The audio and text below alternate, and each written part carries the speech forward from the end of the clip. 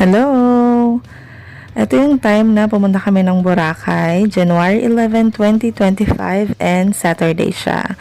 So, itong video na to, sobrang tagal na dito sa cellphone ko.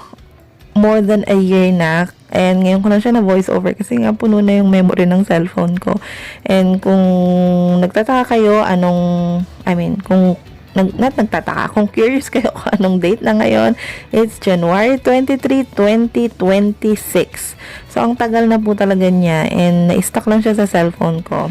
Back to the video, ayan, naglalakad na kami and pa-check-in na kami niyan para mag-iintay na lang kami bago sumakay ng eroplano. And first time po namin, opo, kaya sobrang excited talaga kami dyan, pati yung anak ko.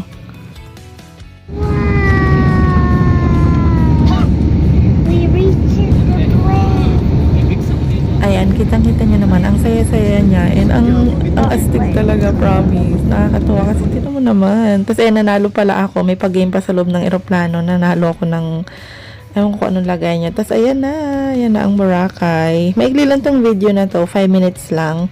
So, ayun, parang pinagkasya ko lang talaga. So, ayan, nakarating na kami sa Boracay. After nyan, ayan, may nakilala pa pala yung anak ko. Ewan ko, nakalimutan ko pa ka na nung lalaki kasi a year ago na to, pero ayun.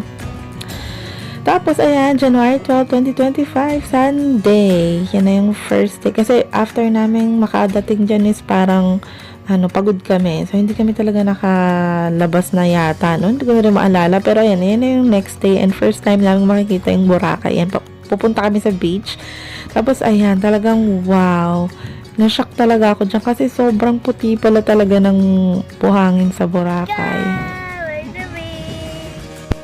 Ayan, yung na yan is transition video nung kasi may nauna na akong video, pero lang siya, short lang siya, parang first day namin sa Boracay. Basta na-upload ko na yun dito sa channel ko na to. So, ayan, tamang lang, tambay. Yan, ligo-ligo agad sa Boracay. Yan, tuntua talaga yung anak ko. Ang saya sa puso ko na nakikita ko siyang ganyan. Sobrang saya niya, kaya lang yun lang. Wala siyang kalaro, pero masaya naman siya. So, okay na din. Tapos, ayan, yan yung buhangin niya. As in, sobrang pino siya. Para siyang putik na nga sa sobrang pino niya eh. Yan, naghanap na naman ng shell agad-agad. Kasi mahilig talaga sa shell yung sinami. So, yan, video-video lang din ako kasi masaya ako. Bakit ba? Ang puti kasi talaga ng buhangin. Tapos, ayan, maganda yung lugar. Marami ka rin pwedeng bilhin, marami kang pwedeng puntahan. Yun lang, puro siya, parang mga, parang mga inuman, ganon. Ano man tawag din? Bar. Hindi pa din kami maliligo dyan. Sinami lang ang naligo dyan. So, ayan, nakapang, pa rin kami. Pero sinami nakapangligo na. And, ayan, nung time na pumunta kami dyan, ayun, umuulan. Actually, halos the whole time na nandiyan kami, naulan talaga o kaya naambon. So, medyo hindi nag-enjoy ng very, very light kasi nga ang lamig. Pero, okay na din naman kasi maya-maya nawala din yung ulan. Tapos, ayan, may mga parada pala kasi basta nasakto namin na parang may event dyan. So, ayan, bumili na ice cream, bumalik kami sa hotel room. Tapos, yan, lumabas ulit kami. Ayan, kung ano na lang din ang ginawa namin. Tapos, yung mga pumunta sa Boracay may ganyang tali sa box. So, pinatalian namin si Nami, picture silang mag-ama. Tapos, ang daming seafood sa lugar na to. Tapos, ayan, hapon na. Naglakad-lakad lang ulit kami. Kasi, syempre, mahal lang binayad mo sa eroplano, pati sa, sa hotel. So, ayan, kailangan masulit. Ayan, tapos next day, January 13, 2025, Monday na nito. And ayan, parang last day na namin. Tapos ayan, kumain kami sa Mang Inasal. Tapos ayan, sumakay kami ng party boat. Nung time pala na to, ayan, nag-propose si Manik sa akin yan. And ngayon, kinasal na po kami. Opo, December 6 ang kasal namin.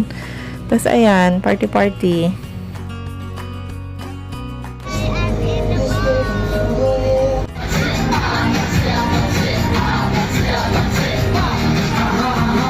The next day, ayan, January 14, 2025, Tuesday na, uwian na po namin. Tapos, ayan, sasakay ka kasi ng boat bago ka makapunta sa pinaka-Boracay. After nun, may pang sasakyan. Tapos, yun, airport na. Ayan, bye-bye Boracay. Nag-enjoy naman. And, hopefully, makabalik ulit dito kasi maganda yung lugar. Tapos, ayan na yung plane ticket naming 3. Pasakay na ulit kami ng aeroplano. Tapos ayan, pag sakay mo sa aeroplano, ganyan pala, para ka na sa heaven. Opo, ang daming ulap. Tapos ayan, nung pauwi kami, sumakit ang tenga ni Nami. Doon niya na-feel. Ewan ko, sabi nila, depende daw sa ano yun, sa pilot, kung okay ang kanyang andar. Tapos yan, nakatulog na si Nami. And ayun, pabalik na kami sa Manila. Ay, hindi Manila, sa Pampanga. Ayan, chill lang si Madam. And ayan, dyan na kami. Palabas na kami ng aeroplano. Tapos, ayun, pauwi na kami. Bye-bye, uwi na si Nami. So, yun lang. Thank you sa pagsama sa amin. And nag-enjoy kami. So, ayun. Bye!